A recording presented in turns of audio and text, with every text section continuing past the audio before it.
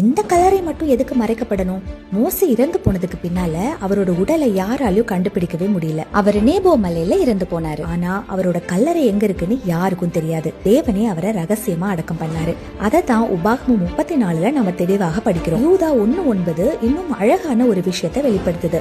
Michael என்ற பிரதான தூதன் மோசேயின் உடலுக்காக சாத்தானோடு வாதாடினாரு, சண்டையும் போட்டாரு. ஒரு மனிதனின் உடலுக்காக பரலோகமும் நரகமும் எதுக்கு போராடணும்? ஏன்னா தேவன் மனிதரின் இருதயத்தை நன்றாக அறியக்கூடியவர். இஸ்ரவேல் மக்கள் மோசேயின் கல்லறையை கண்டுபிடிச்சிருந்தா அவங்க என்ன பண்ணிருப்பாங்க? வெறும் மரியாதையோட கண்டிப்பா விட்டிருக்க மாட்டாங்க. அவரை கண்டிப்பா வர்ஷிப் பண்ண ஸ்டார்ட் பண்ணிருப்பாங்க. ஒரு நினைவிடம் கட்டியிருப்பாங்க, ஒரு சிலை உருவாக்கி இருப்பாங்க, ஒரு உண்மையான தேவனுடைய ஊழியரை ஒய்யான தெய்வமாக மாற்றி இருப்பாங்க.